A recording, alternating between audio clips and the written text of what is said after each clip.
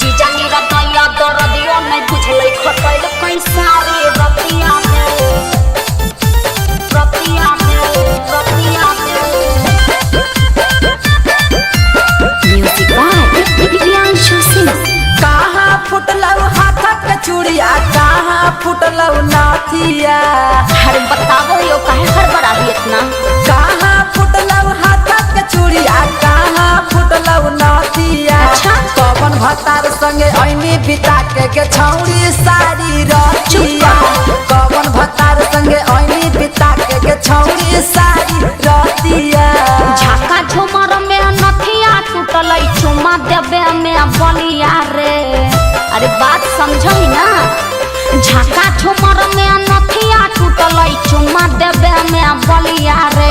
जीजा निरदैया दरदियो नहीं बुझले खटल कैसारी रतिया रे। जीजा निरदैया दरदियो नहीं बुझले खटल कैसारी रतिया रे।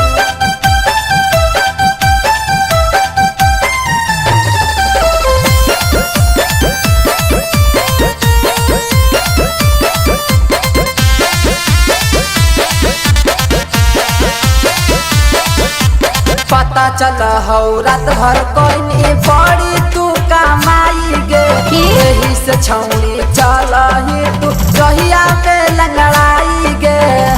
तोरा का दिक्कत हौ। सारी सारी रात हमरा उठल कई बैठल कई रे। जीजा पकड़ के हमरा खूब सतल कई रे। कैसे पोछैलौ आँखी के कजरा कोइनी कवन गलतिया के कैसे पोछैलौ आँखी के कजरा कोइनी कवन गलतिया के कवन भतार संगे ऐनी बिता के छौड़ी सारी रतिया के कवन भतार संगे ऐनी बिता के छौड़ी सारी रतिया के।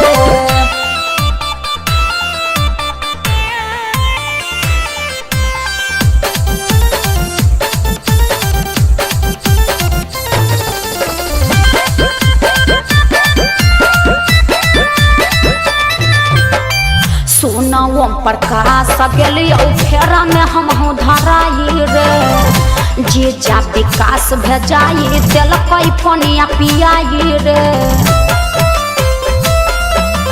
फीका फीका लाग हौ तोर ओठवा के ओठ लाली गे। अच्छा? भैया प्रियांशु के तू लाग हमी साली गे।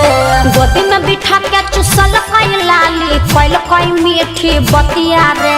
गोदी में बिठा के चुसल कई लाली कैल कई मीठी बतिया रे। कवन भतार संगे ऐनी बिता के छौड़ी सारी रतिया के कवन भतार संगे ऐनी बिता के छौड़ी सारी रतिया के सब तो बता देलियो।